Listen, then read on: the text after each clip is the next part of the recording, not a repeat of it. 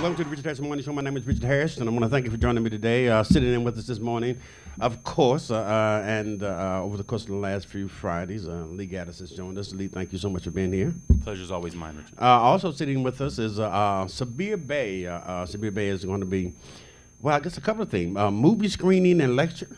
Yes. On the Noble Drew Ali, Prophet of the People. The movie screening, what is that about? The movie, mic on yet? Yeah, there's a mic on, he says. I'm sure the mic is on. All right, the movie, peace. I want to say peace to you also, Richard, and also to you. This is my second time coming here. Yes. Being on the show with you. Good to have you. Yeah, always, man. And I want to thank RJ always coming through every time I come in town, too. So he called me at the last minute. He said, get Mr. Bay, and I said, of course. Yeah. Of course. Yeah, thanks. I want to thank him always. All right, the movie is actually a documentary I put together probably like 6 months, probably 6 or 7 months ago, about the extraordinary man, Noble Drew Ali, that came in 1913, but he transcended in 1929. And this is part of the history that they had wiped out. He came before the Nation of Islam and anybody else. Who actually brought us our name and our nationalities, letting us know that we were already here before the Europeans got here. He dealt with principles, he dealt with morals, and I think if everybody came out to this film, and I know, they would actually fix a lot of problems that we have. We wouldn't have no more, town hall meetings, sitting down talking about the same thing over and over again. Mm-hmm. We would be truly independent instead of being dependent. And I've heard different variations of the history that black people were already here before white people arrived. It was a matriarchal society, I believe. Yeah. The women owned all the land. Everything come from the woman. Okay. Well, just kind of give us a kind of brief overview of that history. All right. Let me, and I want to say this for everybody, because this is a documentary you can actually check out too. This is a documentary, and this is the first time. And I believe this is going to be on the History Channel. This is what I heard. It's been put out by a brother named Tariq Nasheed.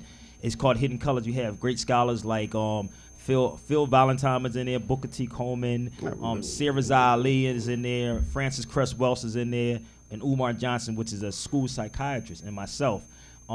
That actually is a documentary that's been blowing up the whole East Coast, West Coast. You actually have the authority. If we wanted to play this, we could play it. Yeah, we just had a show. Yeah, you can. We just had a show in here at the same place last week because of the big crowd and demand. They would say, yo, let's do it again, because I was getting ready to leave. Mm-hmm. So everybody was like, let's do it again. So I said, well, you know what? I might as well bring the documentary that I did on Noble Drew Ali, because I'm in this one. And this one was played in California. It was the premiere of the movie theater.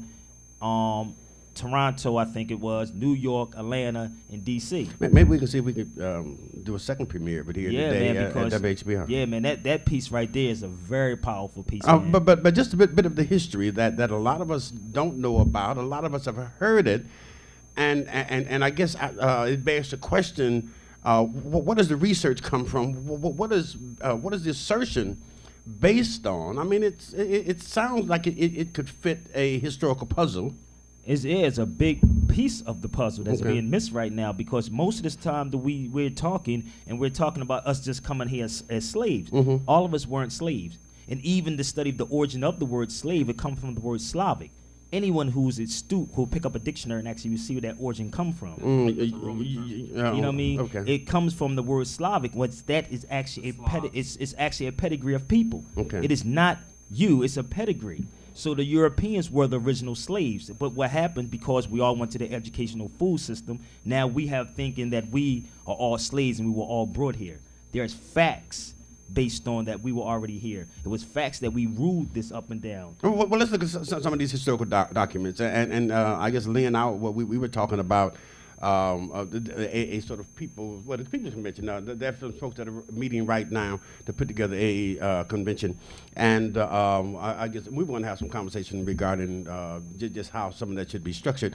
But when you look at the beginnings of this country and what we've been taught historically, is that there was a Magna Carta, that there was a constitution that was ultimately created and voted on. How does the existing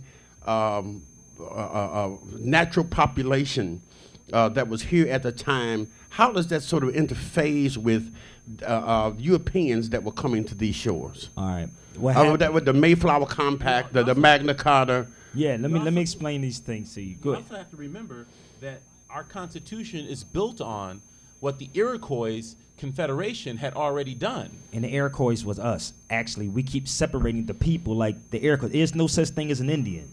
The Indians means the indigo children or the indigo people, which we are. Well, I thought that it has was nothing to do with these GI well, I thought people. it was kind of an outgrowth of the confusion of Columbus. Well, who thought he was in India. Well, he never even, when you studied history, this is even when we did the documents, it's factual. He never even came up. There's a great book here, Ancient and Modern Brits, even speaking, was written in 1884. Now, he never even came up to North America. He went to that Caribbean. Yes. The people from Trinidad, Barbados, Cuba, all those people are us.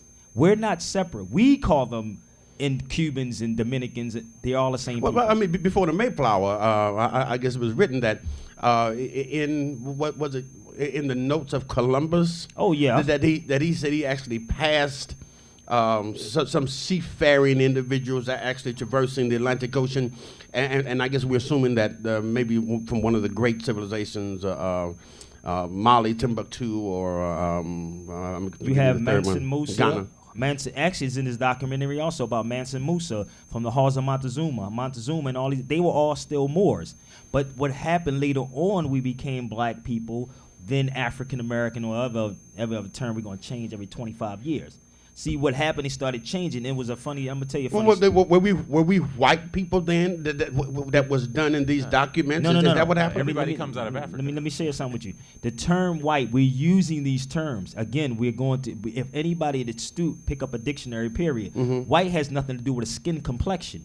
Malcolm used to say that when he went to Mecca. It was a status. A status piece. And what happens, no one even in, let's say Puerto Rico, liked the term black because it was always a negative term, negro. Anything negro cebato means black shoe, which was referring to an inanimate object. Anybody who's dealing with those terminologies at that time didn't like it. So now, boom, they're going to use the term white. Remember when Malcolm went to Mecca when he said the white man used the term white as an adjective to describe something? So if white is an adjective, then tell me what black is. So black is not who you are. What happened to turn this thing on the ear? If the indigenous population, if the indigenous population was black, if the ruling families or tribes or governmental body was black, and in many cases women had a honored role. How did it happen that these individuals, Masons by and large, but these individuals, we got a lot of them too. These individuals who came in from England, Brittany generally, they were able to snatch the power. They were able to sort of turn the existing governments on its ear and seize control of this continent. All right, there's a guy, I just got done watching this movie called... just 1 second, 868-0351, 868-0342, and 868-4336. Dennis, give us a call, 868-0351, 868-0342, and 868-4336. And caller, we're going to come to you in just a second. All right, there's a movie that this was on I was watching before I left the house this morning called The Gangs of New York. The guy that was in there, his name was Horace Greeley. Horace Greeley is the one who created and started the school system. So people got to understand what happened. So now every generation after generation, you're being taught something that has nothing to do with your history. A Eurocentric exactly. point of view. A Eurocentric point of view. So now as generation go on, you're forgetting about who you really were or are to this day. So now somebody's rewriting. We so good. We're so better than somebody else now that we have a CBS or NBC behind our name now, but you don't know anything and you have not fixed their problem. See what I'm saying? Stating who you are. I have all these titles or degrees, but you have not fixed not one problem. But what was some of the actual events in the research done by Noble Drew Ali? When he talked about blacks being the indigenous population here in the Americas, what happened that these Europeans seized the power? Again, I mean, not based on an interpretation of history. But are there specific events, where there's specific wars, where there's a specific attitude